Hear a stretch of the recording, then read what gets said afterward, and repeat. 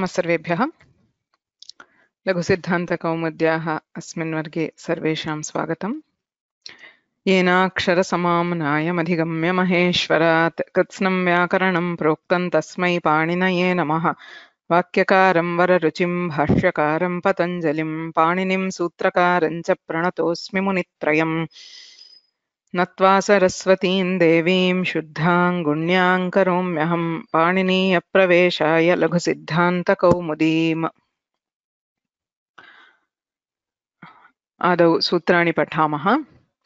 इको यणचि एचोयवायावः वान्तो यि प्रत्यये धातोस्तन्निमित्तस्यैव क्षय्यजय्यौ शक्यार्थे क्रय्यस्तदर्थे भय्यप्रवय्ये च छन्दसि एकः पूर्वपरयोः अन्तादिवच्च षत्वतुकोरसिद्धः आद्गुणः वृद्धिरेचि एत्येधत्यूट्सु आटश्च उपसर्गादृतिधातौ वासुप्यापि शलेः औतोंशसोः एङिपररूपम् ओमाङोश्च उस्य पदान्तात् अतो गुणे अव्यक्तानुकरणस्यात इतौ नाम्रेडितस्यान्त्यस्य तु वा नित्यमाम्रेडितेडाचि अकस्सवर्णे दीर्घः प्रथमयोः पूर्वसवर्णः तस्माच्छसो नः पुंसि नादिचि दीर्घाज्जसि च वा छन्दसि अमिपूर्वः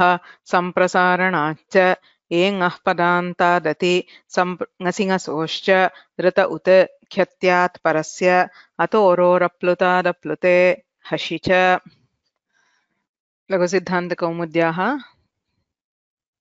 अत्सन्धिप्रकरणे यण्सन्धि विषये वयं पठितवन्तः। यण्सन्धिविधायकं सूत्रमस्ति इको यणचि इति। इकः स्थाने यण् स्यात् अचि संहितायां विषये इति सूत्रार्थः। सुध्युपास्यः मध्वरिः धात्रंशः लाकृतिः इत्येवं 4 उदाहरणानि अस्माभिः दृष्टानि। इकारस्य स्थाने यकारः, उकारस्य वकारः, ऋकारस्य रेफः, लकारस्य च लकारः आदेशः भवति। स्थानेन्तरतमः इति परिभाषया तत्र अन्तरतमः सदृशतमः यः वर्णः अस्ति स एव आदेशः भवति इति ज्ञातवन्तः। तत्र वस्तुतः कैश्चित् प्रगतवर्गे च पृष्टं यदा इकारात् इकारः परः अस्ति तत्र तु यण्सन्धिः न भवति किल इति। सत्यं, तत्र सवर्णदीर्घसन्धिः भवति। व्याकरणस्य एकः बहुमुख्यः अंशः अस्ति उत्सर्ग अपवादः। उत्सर्गः जनरल् रूल्, अपवादः एक्सेप्शन् इति। वयम् अग्रे यदा गुणसन्धिं वृद्धिसन्धिं प्रविशामः तदा उत्सर्गापवादयोः विषये ज्ञात्वा पुनः यदा सवर्णदीर्घसन्धिं गच्छामः तत्र कथं तस्य अपवादत्वम् इति पश्यामः। अतः इदानीं तद्विषये चिन्ता मास्तु, जानीमः। अचिरादेव तद्विषये वयं जानीमः। अधुना यण्सन्धेः अनन्तरं कानिचन कार्याणि अत्र लघुसिद्धान्तकौमुद्याम् एवं सिद्धान्तकौमुद्यां च पाठितानि। तानि साक्षात् यण्सन्धिना सम्बद्धानि न। प्रसङ्गः अस्ति व्याकरणशास्त्रे, तेषां चर्चा क्रियते इत्यतः परिचयार्थमेव तत्र ग्रन्थकृद्भिः तानि सूत्राणि, ते अंशाः योजिताः। तत्र अंशद्वयम् अस्माभिः अधीतं, द्वित्वं जष्ट्वं च।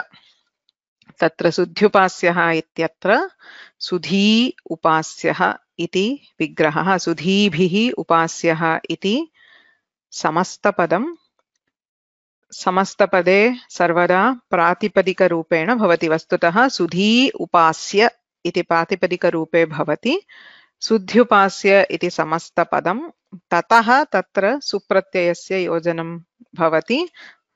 यथा रामः रामौ रामाः एवं सुध्युपास्यः सुध्युपास्यौ सुध्युपास्याः इत्येवं रूपाणि भवन्ति इति समासस्य सामान्यप्रक्रिया। तत्र सुधी उपास्यः, सुधी इति ईकारान्तं प्रातिपदिकम्, उपास्यः इत्यत्र उकारः अस्ति। पंडितैः, सुधियः नाम पंडिताः, तैः आराधनीयः भगवान् इत्यर्थः। सुधी उपास्यः इत्यत्र ईकारः इक् वर्णः, अग्रे उकारः अज्वर्णः, अचि परे ईकारस्य स्थाने यकारादेशः भवति इति इकोयणचि इति सूत्रेण यण्सन्धौ सुध्युपास्यः इति तत्र रूपं भवति। सामान्यतः यण्सन्धिः इत्युक्ते एतावदेव जानीमः, वस्तुतः यण्सन्धिः एतावदेव। किन्तु यदा इदानीं धकारः यकारः अस्ति, धकारात् पूर्वम् उकारः अस्ति, तत्र अनचि च इति अन्यत् किञ्चित् सूत्रं प्रवर्तते। तत्र अचः परस्य यरः द्वे वा स्तः न तु अचि इति सूत्रार्थः। तत्र उकारः अच्, ततः यर्वर्णः धकारः अस्ति, अग्रे अच् नास्ति। तेन कारणेन अस्य धकारस्य द्वित्वं भवति। सु ध ध य उपास्यः इति तत्र रूपं भवति। अनचिच इत्यनेन द्वित्वे कृते अत्र यदा धकारात् अनन्तरं धकारः अस्ति, तत्र पूर्वतनधकारस्य झलां झष् झषि इति सूत्रेण जष्ट्वं भवति। जष्ट्वम् इत्युक्ते जश् आदेशः। पूर्वं यः धकारः आसीत् तस्य स्थाने तस्यैव वर्गस्य तृतीयवर्णः दकारः आदेशः भवति। एवं त्रिषु सूत्रेषु प्रवृत्तेषु सुध्युपास्यः इति रूपं भवति। तत्र दकारः धकारः यकारः त्रयाणां वर्णानां संयोगः अस्ति, उकारः अस्ति। एतदपि ज्ञातवन्तः यत् अनचि च इति विकल्पेन प्रवर्तते, अतः एतद्द्वित्वं करणीयमेव इति नास्ति। केवलं सुधय उपास्यः इत्यत्र द्वित्व अभावे यदा द्वित्वं न क्रियते तदा सुध्युपास्यः इत्यपि रूपं साधु भवति। एवञ्च सुधी उपास्यः इत्यस्य उत्तरम् इदानीम् उभयम् अपि भवितुम् अर्हति इति ज्ञातवन्तः। अत्र गतवर्गे मया दृष्टं बहवः प्रश्नाः आसन्, अतः मया तत्र लेखनरूपेण तेषाम् उत्तरदानस्य प्रयत्नः न कृतः। इदानीं केषाञ्चित् बहुवारं पृष्टानां प्रश्नानाम् उत्तरं ददामि। कृपया तं वर्गं पुनः अद्यतनवर्गं द्वित्रवारं शृण्वन्तु। विशिष्य ये प्रथमवारं पाणिनीयं व्याकरणं पठन्ति, एतत् सर्वेपि नूतन अंशाः एव, अतः पुनः पुनः श्रवणेनैव अवगमनं भवति। द्वित्रवारं श्रुत्वा पुनः प्रश्नाः सन्ति चेत् पृच्छन्तु, अहं वक्ष्यामि। इदानीं प्रश्नं न पृच्छन्तु. So I had also requested this earlier. In the initial portion of the class, please try to listen and listen only. यदा मया प्रश्नाः सन्ति वा इति पृच्छ्यते तदा प्रश्नम् उट्टङ्क्य प्रेषयन्तु। तत्पर्यन्तमपि श्रोतुम् अवगन्तुं प्रयत्नं कुर्वन्तु। यदि भवतां ध्यानं मनसि उत्पन्नस्य सन्देहस्य विषये एव अस्ति अथवा तस्य उट्टङ्कने एव अस्ति, तर्हि किं भवति, मया यदुच्यते तस्य अवगमनं न भवति. So if you are only concentrating on some doubt which has entered your mind, you will not be able to understand what I am talking about. Please listen. And then I promise today I will give you time. You can ask questions because I understand. Ayam amshah bahu saralah iti na. Kintu jnayate nishchayena tatra punaha shrinvantu anantaram prashnan pritchantu.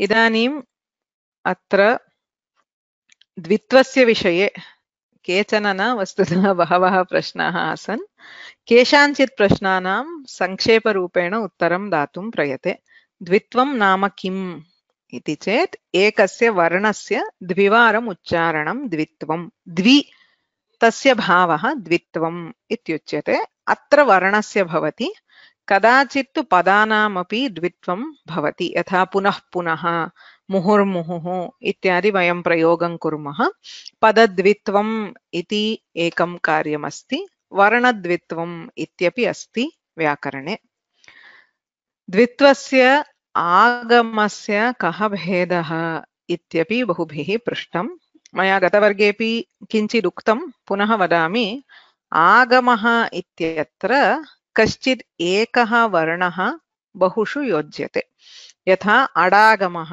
इत्युच्यते अकारः अडागमः इत्यत्र अकारः सर्वेषां धातूनाम् आदौ योज्यते भू इति धातुः अस्ति चेत् तत्र अभू इति भवति पठ इति धातुः अस्ति चेत् अपठ खाद इत्यस्ति चेत् अखाद कृ इति अस्ति चेत् अकृ एवम् अकारः तत्र आगमः बहूनां धातूनां सः अकारागमः भवति एवं नुमागमः इति वदामः तत्र सर्वेषु नपुंसकलिङ्गशब्देषु नकारस्य योजनं भवति कुत्रचित् प्रत्यये सामान्यतः प्रथमा विभक्तौ बहुवचने भवति फलानि वारीणि मधूनि इत्येवं बहुत्र भवति सः आगमः इत्युच्यते यत्र तु यः वर्णः अस्ति तस्यैव द्विवारम् उच्चारणं क्रियते तद् द्वित्वम् इत्युच्यते सामान्यतः लिट् लकारः इत्यत्र अस्माभिः ज्ञातं स्यात् पठति पपाठ चकार जगाम इत्यादिषु श्रुतं स्यात् कदाचित् तत्रापि द्वित्वम् इत्येव यः वर्णः अस्ति तस्यैव द्विवारम् उच्चारणं भवति इति भवति तत्र पुनः कैश्चित् पृष्टम् इदानीं ध ध इत्यस्ति तत्र कः धकारः पूर्वं विद्यमानः कः धकारः नूतनतया उत्पन्नः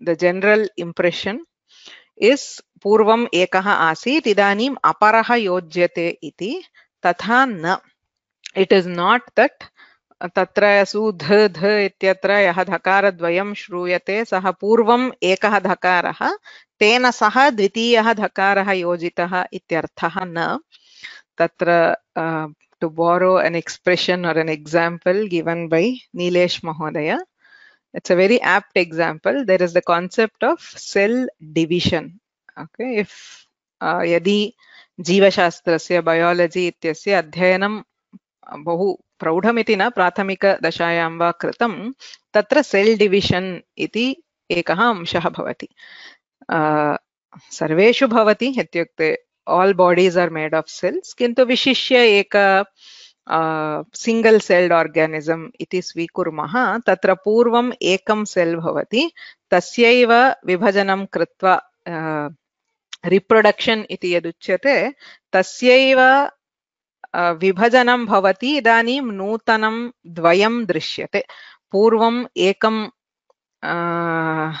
सेल् आसीत् मयापि वस्तुतः जीवशास्त्रमेव अधीतं स्नातकोत्तरपदवीपर्यन्तं बहु स्मरामि इति न किन्तु सेल् इति एकं भवति तत्र अन्तः बहवः अवयवाः भवन्ति न्यूक्लियस् इति भवति माइटोकाण्ड्रिया इत्यादि बहु भवति यदा तत्र सेल् डिविजन् इति भवति तत्र इदानीं किं भवति नूतनं सेल् द्वयं भवति उभयं समानाकारकं भवति उभयत्र समानदृष्ट्या न्यूक्लियस् इत्यादि भवति अन्तः यत् न्यूक्लियर् मेटीरियल् DNA इत्यादि उच्यते तदपि सर्वं समानं भवति इदानीम् एतयोः कः पूर्वमासीत् कः नूतनः इत्युक्ते तत्र उत्तरं दातुं न शक्यते पूर्वं यः आसीत् तस्मात् इदानीं द्वयम् उत्पन्नम् इत्येव both of them are new in a sense and both are old in a particular sense तत्र ध ध इत्यस्ति चेत् सः तत्र कः पूर्वः आसीत् कः इदानीम् आगतः इति द्रष्टुं न शक्यते. We cannot differentiate between them. There was a one dha, now the same dha is repeated twice ityeva arthah. Tatra prithak prithak एषः पूर्वतनः एषः नूतनः इति कर्तुं न शक्यते. So that is the basic concept of dvitva. Yatra kutra api gacchamaha tatra. Kadachittu tatra dvitvanantaram anyani karyani कदाचित् भवन्ति यथा लिट्लकार रूपेषु द्वित्वं कृत्वा तदनन्तरं पुनः तत्र परिवर्तनं क्रियते. इदानीम् अस्माभिः यद्द्वित्वं कृतम् अनचिच इत्यत्र तत्र तथा न द्वित्वं कृतम्, अग्रे जष्ट्वं सन्धिः एव क्रियते. अग्रिमः प्रश्नः, यत्र यत्र समानः वर्णः द्विवारं श्रूयते तत्र सर्वत्र द्वित्वं वा इति प्रश्नः. सो यत्र तकारद्वयम् अस्ति, यत्र लकारद्वयम् अस्ति, मकारद्वयम् अस्ति, सर्वत्र द्वित्वं वा इति चेत् न. भिन्नैः कारणैः तत्र एकः एव वर्णः द्विवारं श्रूयते. यथा तद् तु इत्यस्ति, तद् शब्दः तत्र दकारः, तस्य चर्त्वसन्धिः भवति चेत् तकारः, तु इत्यत्र अपरः तकारः, तत्तु इत्यत्र तकारद्वयम् अस्ति, द्वित्वं तु न कृतमत्र.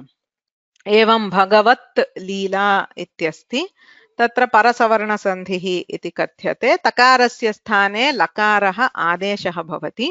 भगवल्लीला इत्यत्र लकारद्वयं श्रूयते, तत्र द्वित्वं नास्ति. So it is not that wherever you hear the same letter twice, it is dvitva. Tatha nasti. पुनः पुनः द्वित्वं कर्तुं शक्यते वा? यथा आदौ सुध्युपास्यः इति आसीत्, अनन्तरं धकारद्वयं, यतोहि अच् अस्ति, यर् अस्ति, अग्रे अनच् अस्ति. इदानीं द्वित्वे कृते पुनः उकारः अच्, धकारः यर्, अग्रे अनच्. अतः तर्हि धकारत्रयम् एवं धकारचतुष्टयम् इति कर्तुं शक्यते वा इति चेत् न शक्यते. लक्ष्ये लक्षणं सकृदेव प्रवर्तते इति नियमः अस्ति. अनचिच इत्यनेन एकस्य वर्णस्य द्वित्वम् एकवारम् एव भवति. पुनः पुनः तत्रैव द्वित्वं कर्तुं न शक्यते.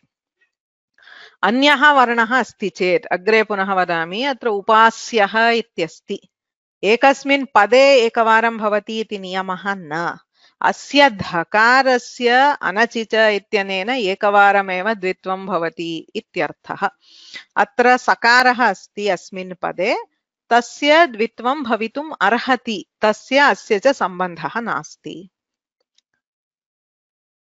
पूर्वमेव वर्णद्वयम् अस्ति चेत् द्वित्वं कर्तुं शक्यते वा इति अपरः प्रश्नः.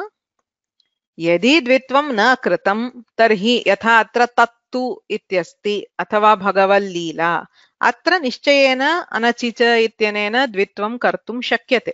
अत्र लकारस्य द्वित्वं क्रियते चेत् त्रयः लकाराः भवन्ति, किन्तु एकः अस्ति चेत्, द्वयम् अस्ति चेत् उच्चारणभेदः स्पष्टं ज्ञायते. यथा एकः लकारः अस्ति चेत् भगवलीला इति भवति, लकारद्वयम् अस्ति चेत् भगवल्लीला इत्यत्र उच्चारणभेदः ज्ञायते. सुध्युपास्यः इत्यत्रापि ज्ञायते. सुध्युपास्यः सुध्युपास्यः इत्यत्र द्वित्वेन वर्णद्वयम्, एकस्य वर्णस्य वर्णद्वयस्य उच्चारणे भेदः ज्ञायते, किन्तु पुनरेकवारं लकारं कुर्मः चेत् तत्र भेदः तथा न ज्ञायते. शास्त्रेषु कदाचित् उदाहरणानि सन्ति, त्रिवर्णाः, चत्वारः वर्णाः इत्येवं, किन्तु उच्चारणभेदः तथा न ज्ञायते. प्रायेण तादृशेषु स्थलेषु न क्रियते. Theoretically it is possible. There is not much practical implication of doing in such places. Okay, you can do, but theoretically yes. Bhagavallila iti lakaradvayam, भगवल्लीला इति लकारत्रयम् उभयं व्याकरणशास्त्रदृष्ट्या कर्तुं शक्यते. इतोपि प्रश्नाः न समाप्ताः। यण् सन्धिः यत्र यत्र भवति तत्र सर्वत्र द्वित्वं भवति वा इति प्रश्नः। तथा नास्ति। यण् सन्धेः द्वित्वस्य च साक्षात् सम्बन्धः नास्ति. So Yen Sandhi just provides one scenario where Dvitva might apply. So Dvitva can apply independently of Yen Sandhi. Yan can also apply independently of Dvitva.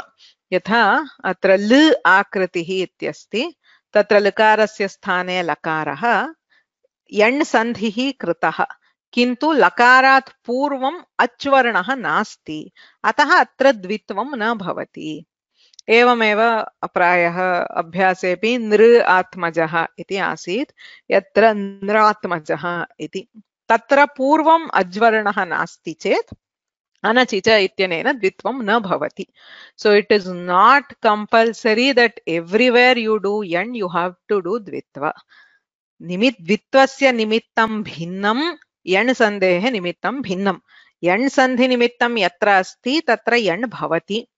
तदनन्तरं यदि द्वित्वस्य निमित्तम् अस्ति तर्हि द्वित्वं विकल्पेन भवति इत्येव. अपरः, it is the reverse question. यत्र कुत्रापि निमित्तम् अस्ति चेत् द्वित्वस्य किं निमित्तम्? अच् यर् अनच्. अचः परस्य यरः द्वे वा स्तः न तु अचि. सो यत्र कुत्रापि अस्ति चेत् द्वित्वं कर्तुं शक्यते वा? शक्यते. So you don't need yan sandhi for dvitva.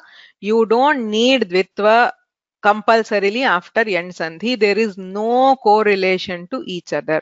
Please understand, he is just introducing dvitva in this context. Dvitva is not related in any way to yan sandhi. As in, neither relation is compulsory. Yanam kritva dvitvam karaniyameva ityapi nasti. द्वित्वं कर्तुं यण् भवेदेव इत्यपि नियमः नास्ति. यथा गतवर्गेऽपि उक्तं, केवलम् उपास्यः इति शब्दः, तत्र आकारः अच्, सकारः यर्, अग्रे यकारः अनच्, तत्रापि द्वित्वं भवति. अपि च कैश्चित् एतदपि पृष्टम्, उत्तमः प्रश्नः. केवलम् अ इ उण् इति पदान्ते णकारः अस्ति. अत्र अच्, अचः परः यर्, तदनन्तरम् अच् नास्ति. अत एव अनच् इत्यत्र हल् वर्णः भवेत् इति नियमः न, अज्वर्णः न भवेत् इत्येव नियमः. अत एव वस्तुतः उच्चारणकाले यदा वयं णकारसहिततया उच्चारणं कुर्मः, अ इ उण् ऋलक् इत्यादि यत्र तत्र स्ट्रेस् दीयते, तत्र वस्तुतः णकारद्वयस्य श्रवणं भवति. यद्यपि लेखने वयम् एकमेव लिखामः, सो केवलम् एकः णकारः अस्ति चेत् अ इ उण् इत्येव वक्तव्यं. तत्र णकारस्य अर्धमात्रा सम्यक् श्रवणमपि न भवति. So when we are trying to stress on that consonant at the end, तत्रापि अनचिच इत्यनेन द्वित्वं भवति.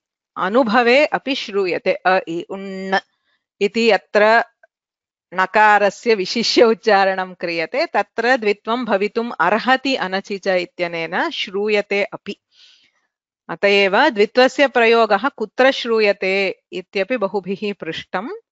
बहुत्र संयुक्ताक्षराणाम् उच्चारणे यदा श्लोकादिकं कथयामः, वित् स्ट्रेस् कथयामः, तत्र भवति. अन्ते विद्यमानस्य व्यञ्जनस्य उच्चारणे अपि, वैदिकोच्चारणे अपि भवति, लौकिक उच्चारणे अपि भवति. इत्येवं द्वित्वस्य मूलभूताः अंशाः.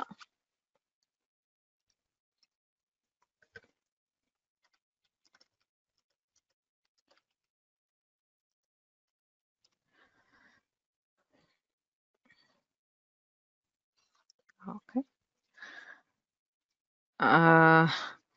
अन्यदेकं योजयामि. तत्र मया मध्ये उक्तं लिट्लकारस्य द्वित्वम् इति. अनेन सूत्रेण न, लिट्लकारे द्वित्वस्य भिन्नानि सूत्राणि सन्ति. द्वित्वस्य बहूनि सूत्राणि सन्ति अष्टाध्याय्यां भिन्नेषु स्थलेषु. सामान्यतः यत्किमपि कार्यं भवतु तत्र एकमेव सूत्रम् इति न भवति. तत्र भिन्नानि सूत्राणि भिन्नेषु निमित्तेषु तत् कार्यं कर्तुं प्रभवन्ति। यथा जष्ट्वम् इत्युक्ते एकमेव सूत्रं न, यण् इत्युक्ते एकमेव सूत्रं न, वृद्धिः इत्युक्ते एकमेव सूत्रं न। एतत् सर्वमपि बहुत्र बहुभिः सूत्रैः विधीयते। तत्र किं निमित्तम् इति अस्माभिः द्रष्टव्यं भवति। अनन्तरं जष्ट्वस्य विषये केचन प्रश्नाः। द्वित्वानन्तरं जष्ट्वं करणीयमेव वा? मया उक्तं द्वित्वं वैकल्पिकं जष्ट्वं नित्यम् इति। तर्हि यत्र यत्र द्वित्वं क्रियते तत्र सर्वत्रापि जष्ट्वं करणीयं वा इति प्रश्नः। तथा न। द्वित्वस्य अनन्तरं जष्ट्वस्य निमित्तमस्ति चेत्, जष्ट्व has its own conditions, किं झष् वर्णः भवेत्। झलां झष् झषि इत्यस्ति। झष् वर्णः वर्गस्य तृतीयः चतुर्थः वा प्रायेण चतुर्थः यत्र अस्ति तत्रैव झलां झष् झषि इत्यनेन जष्ट्वं भवति। यथा ध ध इत्यस्ति चेत् झष् वर्णः अस्ति, अतः तत्र झलां झष् झषि इत्यनेन जष्ट्वं भवति। यत्र तु झष् वर्णः एव नास्ति, निमित्तं नास्ति चेत् जष्ट्वं कर्तुं न शक्नुमः। It is not that you have to compulsorily apply jashtva after dvitva. After doing dvitva, if there is a possibility of applying jashtva, you have to do it. Nimitte sati jashtvam vina dhakara dvayam न भवति, जष्ट्वं निश्चयेन भवति। किन्तु अपि एषः, अप्येषः इकारस्य यकारः, तत्र पकारस्य द्वित्वं क्रियते, अत्र झष् वर्णः एव नास्ति। झष् वर्णः नास्ति चेत् तत्र किमपि करणीयं नास्ति। अप्येषः इत्यत्र केवलं स्टेप् द्वयमेव भवति। एतदपि इदानीमेव उक्तं। जष्ट्वसन्धिः इति सामान्यतः यदुच्यते तत्रापि इदमेव सूत्रं वा इति प्रश्नः। न, इदं सूत्रं न। जष्ट्वसन्धेः भिन्नं सूत्रमस्ति झलां जशोन्ते इति, अग्रे वयं पठामः। अत्र प्रक्रियां प्रदर्शयामि। बहुभिः एतदपि पृष्टं, गृहकार्यं किञ्चित् क्लिष्टमस्ति इति। क्लिष्टं न, it is just at each step you have to analyze what are the, can you apply the next sutra or not. सुध्युपास्यः इति दृष्टम्। एतदपि गतवर्गे दर्शितं। खलु एहि इत्यस्ति। इको एणचि इति यण् तु सर्वैः ज्ञायते। उकारस्य वकारः खलव एहि। इदानीं द्वित्वं कर्तुं शक्यते वा? कथं ज्ञायते? लकारः अस्ति, अच् अस्ति, अनन्तरं लकारः व्यञ्जनं, तदनन्तरम् अनच्। तर्हि द्वित्वं कर्तुं शक्यते। द्वित्वं कुर्मः। ख ल ल व एहि। इदानीं झष् नास्ति, झलां झष् झषि इत्यनेन जष्ट्वं कर्तुं झष् नास्ति, तर्हि किमपि करणीयं नास्ति। सो खल्वेहि इति एकं रूपं। द्वित्वं नास्ति चेत् खल्वेहि इति द्वितीयं रूपम्। कदाचित् तु द्वित्वमपि न भवति। यथा नृ आत्मजः इत्यस्ति। तत्र इको एणचि इत्यनेन नृकारस्य रेफः न ऋ आत्मजः। अत्र यर् अस्ति, अनच् अस्ति, किन्तु ततः पूर्वम् अच् नास्ति, अतः अत्र द्वित्वं कर्तुं न शक्यते। एकमेव रूपं नृत्मजः इति। अत्र सुध्युपास्यः इत्यादिषु अन्यत्र द्वित्वं तु कर्तुं शक्यते एव. So in this there is possibility that you can do dvitva for the takara. Okay, so kintu tat na vaktavyam iti nasti. For this exercise you don't need to do dvitva at all possible places in the word. Yatra sandhihi kriyate तत्र संभवः अस्ति चेत् द्वित्वं कुर्वन्तु, नो चेत् द्वित्वं करणीयं नास्ति.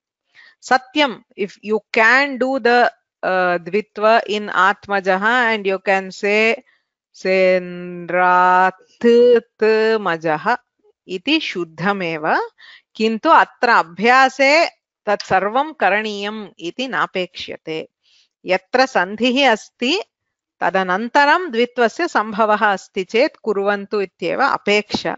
यदि सर्वत्र कर्तुम् इच्छन्ति तर्हि कुर्वन्तु. You can just see everywhere and see where all anachicha applies. You can try it, but it is not expected for this exercise.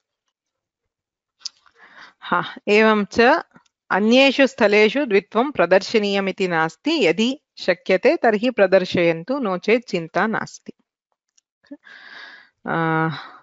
So quickly asking, तत्र अपि प्लस् एषः,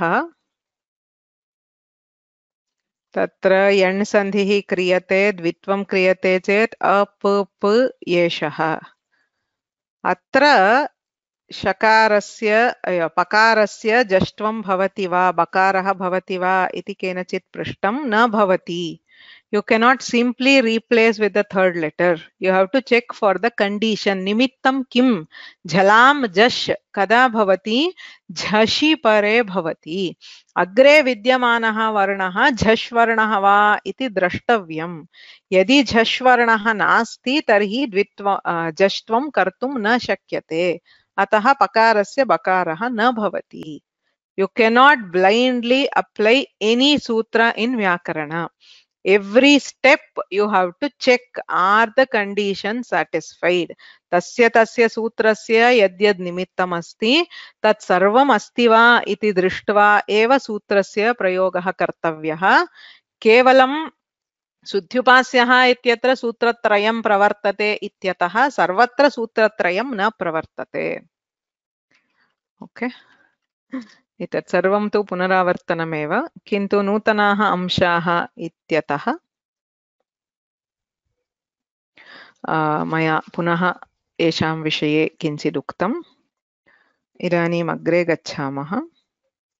अद्य मया यद्यत् प्रदर्शितं तत् पूर्वं दत्ते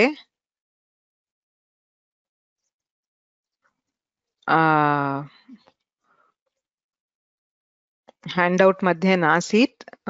अद्यतन स्लैड्स् मध्ये योजयिष्यामि. यदि इच्छन्ति तर्हि अथवा योजयित्वा अहं तान् the slides which I used today I will upload. Okay. अद्य यत् पश्यामः सोऽपि अंशः अपरिचितः एव प्रायः सर्वेषां. यैः व्याकरणशास्त्रस्य अध्ययनं न कृतं तेषाम् अत्र परिचयः न स्यात्. अयमपि अंशः साक्षात् यण् सन्धि विधायकं न. वस्तुतः अत्र किमपि न भवति. इत्युक्ते तावदेव शुद्ध्युपास्यः इत्युक्ते तत्र किं भवति? शुद्ध्युपास्यः इति दकारधकारयुक्तम् एकं रूपं भवति, एकधकारयुक्तम् अपरं रूपं भवति. The steps are over. The final answer is ready. Okay. अद्य किं क्रियते? लोपस्य प्राप्ति निषेधौ इति खण्डस्य नाम. तत्र अवगमनात् पूर्वं कानिचन पारिभाषिकपदानि अस्माभिः ज्ञातव्यानि. व्याकरणे बहुत्र एतेषां प्रयोगः भवति. कः अर्थः इति ज्ञातव्यम्. प्रवृत्तिः अथवा प्रवर्तते इत्यस्ति. यथा इको एणचि इति सूत्रस्य प्रवृत्तिः अथवा इको एणचि इति सूत्रं प्रवर्तते इत्युक्ते किम्? सूत्रेण विहितं कार्यं भवति इत्यर्थः. यथा सुधी उपास्यः इत्यत्र इको एणचि इत्यस्य प्रवृत्तिः. तेन किं भवति? ईकारस्य स्थाने यण् आदेशः भवति इत्यर्थः. So pravritti or pravartate means a sutra acts somewhere. Vikalpyate ityasti, vibhashyate ityapi asti. Kaha arthaha?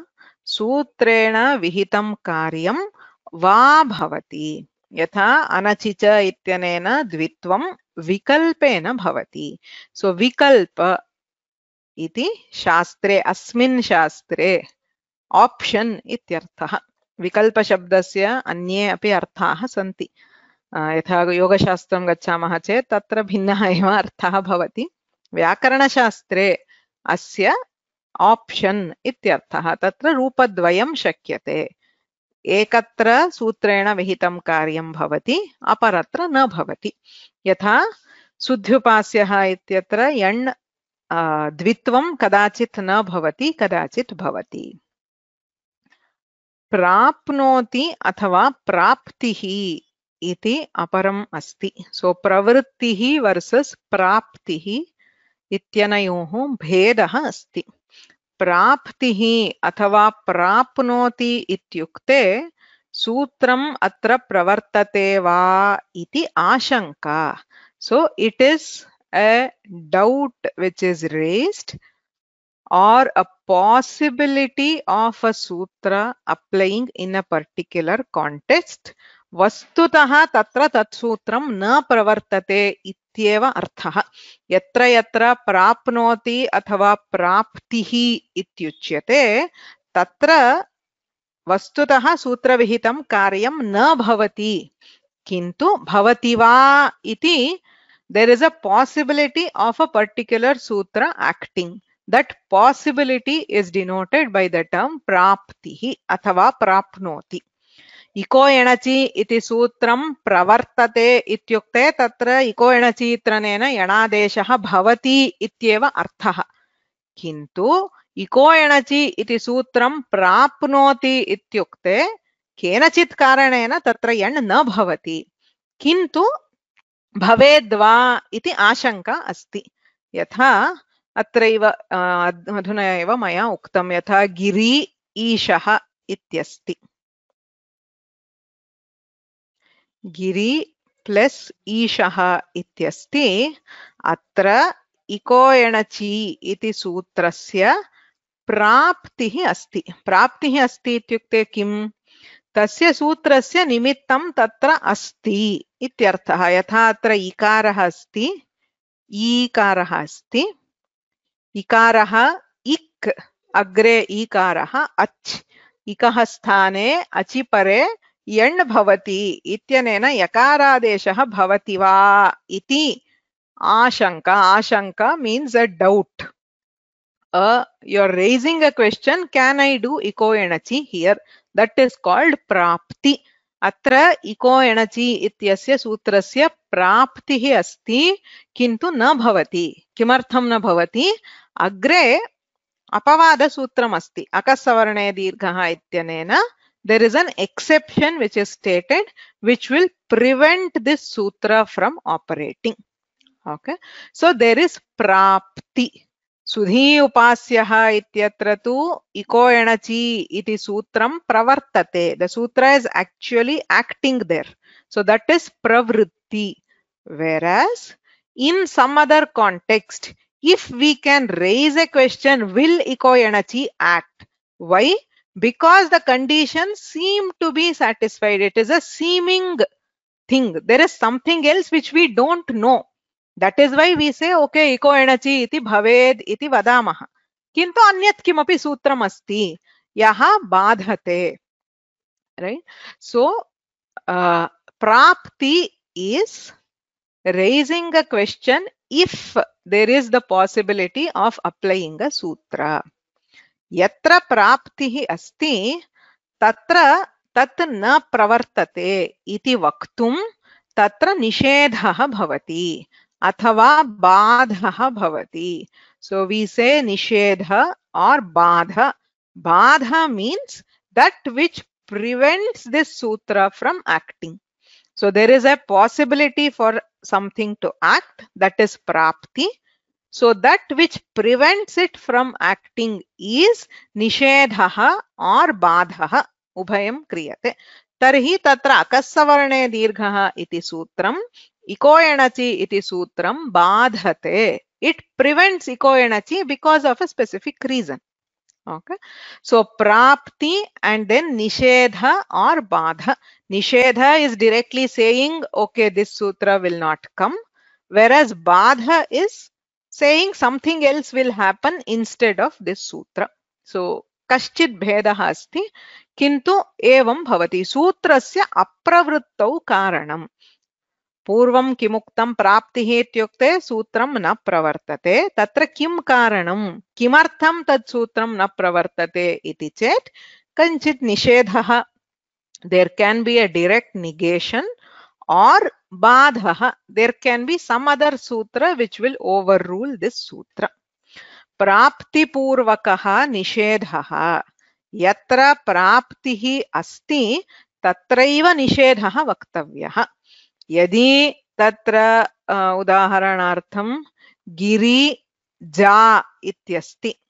Girija इत्यत्र गिरिशब्दः तत्र ज इति कृदन्तम् अत्र तु इको एणचि इत्यस्य प्राप्तिरेव नास्ति किमर्थम् इक् वर्णः अस्ति अग्रे अज् वर्णः नास्ति so you cannot raise a question of इको एणचि हियर किमर्थम् सूत्रस्य प्राप्तिः नास्ति यत्र प्राप्तिः अस्ति तथापि सूत्रं न प्रवर्तते तत्र निषेधः अथवा बाधः इति वदामः एते शब्दाः शास्त्रे यदा यदा पठामः तदा बहु मुख्याः यतोहि यदा शास्त्रं पठामः केवलं किं भवति इति न किं न भवति इत्यपि ज्ञातव्यम् so we have to approach from both what we do what there is a possibility of doing but we don't do and why we don't do तदेव शास्त्रम् तत्र प्रवृत्तिः उच्यते विकल्पः उच्यते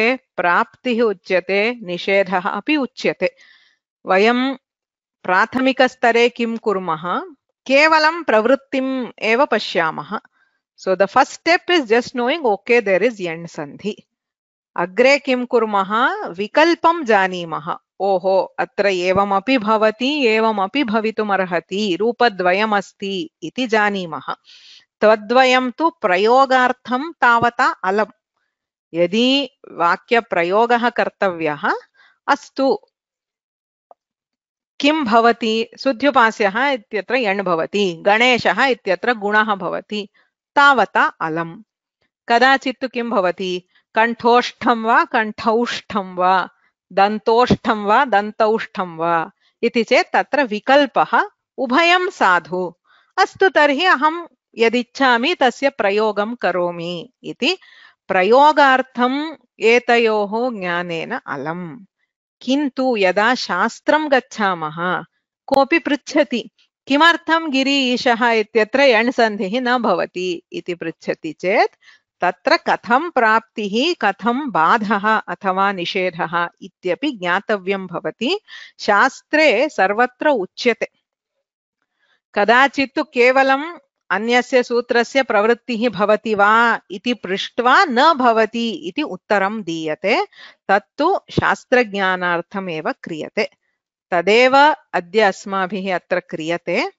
वस्तुतः यण् सन्धिः कृतः तत्र कानि कानि रूपाणि इत्यपि ज्ञातानि इदानीं खण्डस्य किं नाम लोपस्य प्राप्तिनिषेधौ कः अर्थः लोपः भवति वा इति आशंकां कृत्वा न भवति इति उत्तरं दीयते तदेव अस्मिन् खण्डे कस्य लोपः तस्य कथं प्राप्तिः कथं निषेधः इति अस्माभिः ज्ञातव्यम्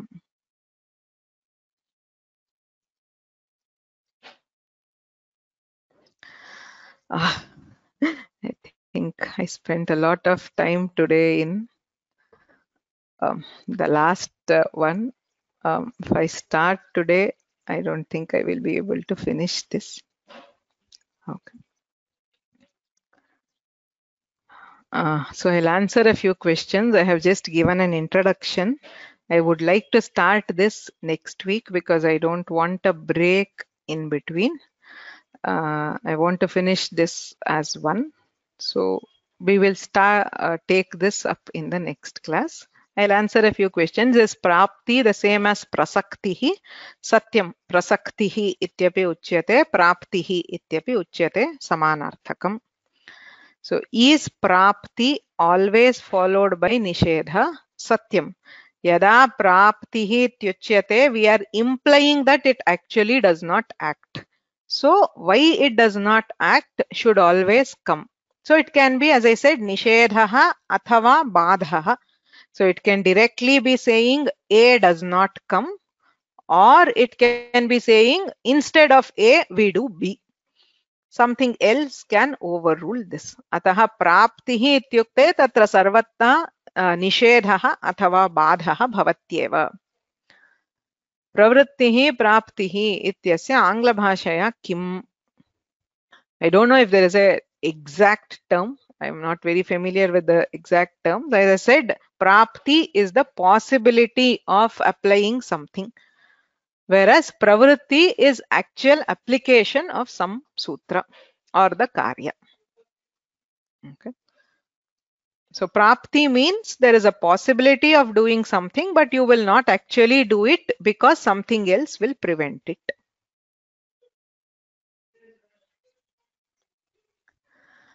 अन्ये प्रश्नाः सन्ति चेत् इदानीं पृच्छन्तु एतावता यत् कृतं तस्य विषये.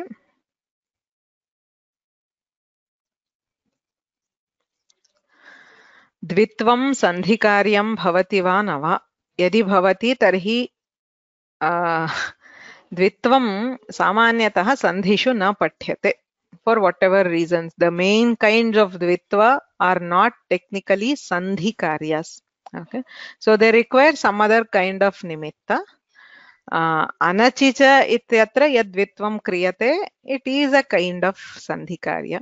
So you can have it, call it as a sandhi. As I said, the word sandhi itself is not used by Panini. Paninina sandhihi iti shabdaha na prayujyate. अस्माभिः अवगमनार्थं तत्र सन्धिः इत्युच्यते, किन्तु वयं यण् सन्धिः गुणसन्धिः इत्यादि नामभिः यत् पठामः तदपेक्षया बहुधा तत्र व्याकरणे कार्याणि सन्ति, येषामपि सन्धिः इत्येव कथयितुं शक्यते. So if we define sandhi as just varna vikara, which depends purely on the interaction of varnas, you can say anachicha is a sandhi karya, but it's not a very significant thing. Okay. What is the original use of dvitvam? Pareva uktam prayoge asti. There is no use for anything in a language. Please understand. It is how the language is. Okay. Language was not, as in, there is no use. Dvitvasya prayogah kriyate. Bahutra uchcharanakale केनचित् तद्दिने वैदिकमन्त्राः अपि उक्ताः तत्र द्वित्वं श्रूयते.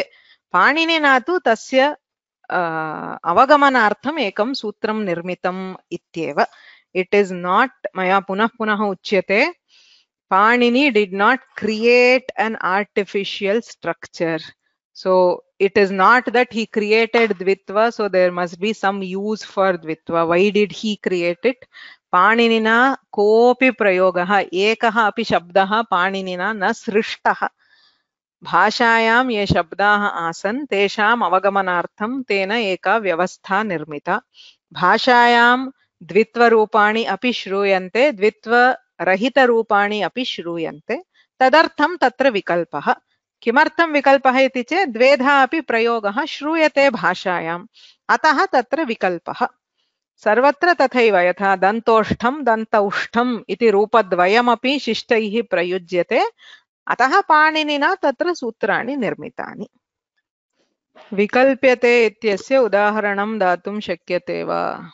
अनचिच इत्येव उदाहरणं. शुद्ध्युपास्यः इत्यत्र द्वित्वं विकल्प्यते, भवति कदाचित् न भवति. दन्तोष्ठं दन्तौष्ठं तत्रापि विकल्पः. यत्र यत्र रूपद्वयं विद्यते तत्र सर्वत्र विकल्पः अस्ति. द्वित्वं लेखने उच्चारणे उभयत्र भवति वा? भवत्येव. व्याकरणं भाषायाः विषये एव अस्ति, लेखनस्य विषये न. भाषायां यदुच्चार्यते तस्यैव लेखनम् अस्माभिः क्रियते. अतः व्याकरणे लेखनार्थं पृथक् नियमाः, उच्चारणार्थं पृथक् नियमाः इति न भवन्ति. सर्वोऽपि नियमः उच्चारणाय एव, तस्यैव लेखनम् अस्माभिः क्रियते. Yes, so I think we can stop here. We will Continue in the next class. येनाक्षरसमाम्नायमधिगम्य महेश्वरात् कृत्स्नं व्याकरणं प्रोक्तं तस्मै पाणिनये नमः। वाक्यकारं वररुचिं भाष्यकारं पतञ्जलिं पाणिनिं सूत्रकारं च प्रणतोऽस्मि मुनित्रयं। नत्वा सरस्वतीं देवीं शुद्धां गुण्यां करोम्यहं पाणिनीयप्रवेशाय लघुसिद्धान्तकौमुदीम्